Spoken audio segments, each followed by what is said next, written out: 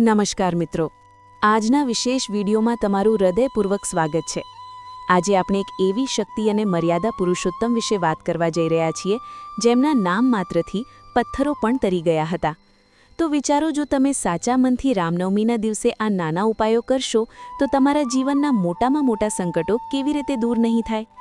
આજે હું તમને જણાવીશ કે કેવી રીતે આ પવિત્ર દિવસે ભગવાન રામની વિશેષ કૃપા મેળવી શકાય છે।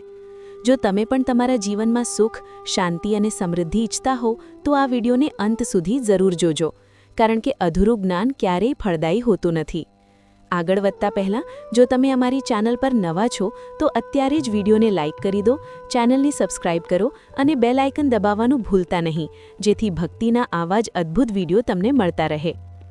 ચૈત્ર માસની શુક્લ પક્ષની નવમી એટલે કે રામનવમીનો દિવસ, જે દિવસે આખા વિશ્વમાં ભગવાન શ્રી રામના જન્મોત્સવની ધામધૂમથી ઉજવણી કરવામાં આવે છે।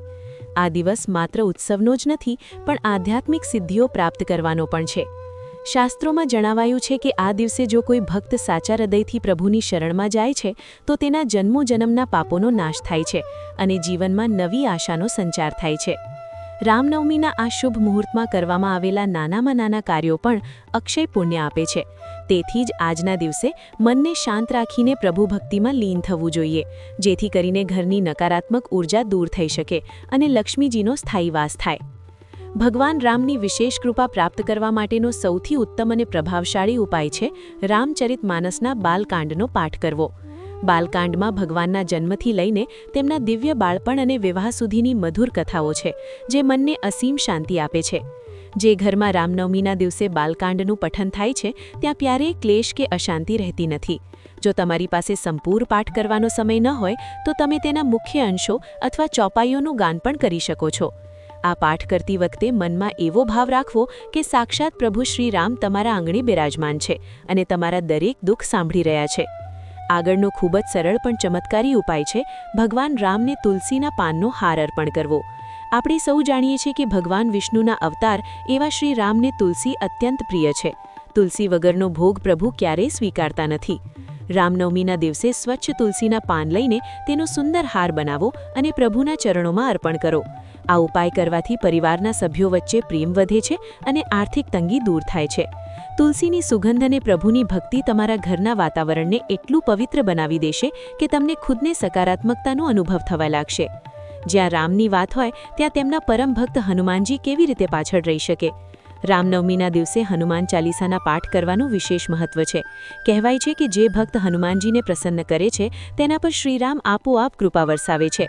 આ દિવસે લાલ આસન પર બેસીને ભગવાન રામની મૂર્તિ સામે દીવો પ્રગટાવી હનુમાન ચાલીસાના 7 પાઠ કરવા જોઈએ। આનાથી તમારા આત્મવિશ્વાસમાં વધારો થશે અને શત્રુઓ કે નકારાત્મક શક્તિઓ તમારી આસપાસ પણ નહીં ભટકે। હનુમાનજીના આશીર્વાદથી તમારા અટકેલા કાર્યો પૂરા થવા લાગશે અને જીવનના દરેક માર્ગમાં વિજય પ્રાપ્ત થશે। ઉપવાસ કે વ્રત એ માત્ર ભૂખ્યા રહેવાનું સાધન નથી, પણ ઇન્દ્રિયો પર કાબૂ મેળવવાની એક રીત છે। રામનવમીના દિવસે વ્રત રાખવાનો સંકલ્પ લેવો જોઈએ। જો તમે નિર્જલા કે ફળાહાર વ્રત ન કરી શકો તો સાત્વિક ભોજન લઈને પણ પ્રભુની આરાધના કરી શકો છો। આ દિવસે સવારે જલ્દી ઉઠીને પવિત્ર સ્નાન કર્યા પછી રામ નામના જાપ કરવાથી જે પુણ્ય મળે છે તેનું વર્ણન શબ્દોમાં કરવું અશક્ય છે। રામ નામ પોતે જ એક મહામંત્ર છે, જેમાં આખા બ્રહ્માંડની શક્તિ સમાયેલી છે। કામકાજ દરમિયાન પણ મનમાં ને મનમાં રામ નામનું રટણ ચાલુ રાખવું જોઈએ, જેથી દિવસભર તમારા મનની પવિત્રતા જળવાઈ રહે। રામનવમીના પવિત્ર દિવસે દાનનું પણ ઘણું મહત્વ છે। તમારી શક્તિ મુજબ ગરીબોને અન્ન, વસ્ત્ર કે જરૂરિયાતની વસ્તુઓનું દાન કરવું જોઈએ। ભગવાન રામ પોતે ઉદારતાના પ્રતીક હતા અને દીન દુખિયાઓની સેવા કરવી એ જ તેમની સાચી પૂજા છે। જો તમે કોઈ ગૌશાળામાં જઈને ગાયને ઘાસ ખવડાવો છો કે પક્ષીઓને ચણ નાખો છો તો તેનાથી તમારા ગ્રહ દોષો શાંત થાય છે। યાદ રાખજો કે જે હાથ દાન માટે ઉઠે છે એ હાથ હંમેશા ઈશ્વરની સુરક્ષા હેઠળ રહે છે। તેથી આ રામનવમીએ કોઈ એક જરૂરિયાતમંદના ચહેરા પર સ્મિત લાવવાનો પ્રયત્ન ચોક્કસ કરજો। ઘણીવાર આપણા જીવનમાં એવી મુશ્કેલીઓ આવતી હોય છે જેનો આપણને કોઈ રસ્તો દેખાતો નથી। આવા સમયે રામરક્ષા સ્તોત્રનો પાઠ રામબાણ ઇલાજ સાબિત થાય છે। રામનવમીના દિવસે જો તમે ભક્તિભાવથી રામરક્ષા સ્તોત્ર સાંભળો છો કે બોલો છો તો તમારા શરીરની આસપાસ એક સુરક્ષા કવચ બની જાય છે. આ કવચ તમને અકાળ મૃત્યુ, બીમારીઓ અને માનસિક તણાવથી બચાવે છે. ખાસ કરીને બાળકોના અભ્યાસ અને એકાગ્રતા માટે પણ આ પાઠ ખૂબ જ લાભદાયી માનવામાં આવે છે. જેમના ઘરમાં સતત બીમારીઓ રહેતી હોય તેમણે આ દિવસે ગંગાજળ પૂજામાં રાખી તેના પર મંત્રોચ્ચાર કરી આખા ઘરમાં છાંટવું જોઈએ. આજના આધુનિક યુગમાં આપણે ઘણીવાર આપણી સંસ્કૃતિ અને પરંપરાઓથી દૂર થઈ રહ્યા છીએ, પરંતુ રામનવમી જેવા તહેવારો આપણને ફરીથી આપણા મૂળ સાથે જોડે છે. આ દિવસે તમારા પરિવારના તમામ સભ્યોએ સાથે મળીને આરતી કરવી જોઈએ. સામૂહિક રીતે જ્યારે મંત્રો અને ભજનો ગવાય છે ત્યારે તેની અસર અનેક ગણી વધી જાય છે. ઘરના વડીલોના આશીર્વાદ લેવા અને બાળકોને શ્રીરામના જીવનના આદર્શો વિશે જણાવવું એ પણ એક પ્રકારની સેવા જ છે.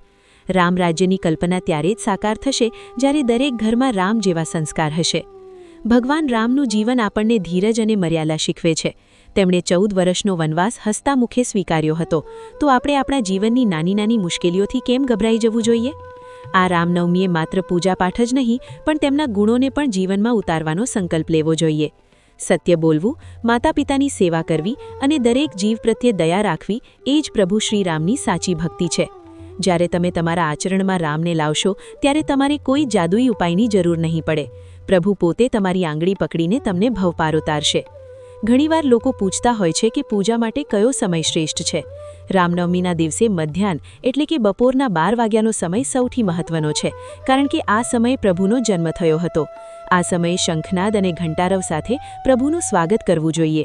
જો શક્ય હોય તો આ સમયે પંચામૃતથી પ્રભુનો અભિષેક કરો અને પીળા રંગના વસ્ત્રો અર્પણ કરો.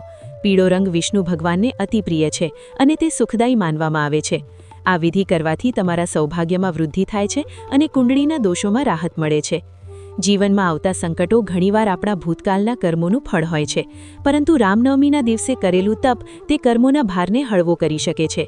રામ નામની એ શક્તિ છે જે વિધાતાના લેખને પણ બદલી શકે છે. શ્રદ્ધા અને વિશ્વાસ સાથે જ્યારે તમે પ્રભુને પુકારશો ત્યારે તેઓ ચોક્કસ આવશે. યાદ રાખજો કે શબરીના એઠા બોર પણ પ્રભુએ પ્રેમથી ખાધા હતા, કારણ કે તેમને માત્ર ભાવની ભૂખ છે.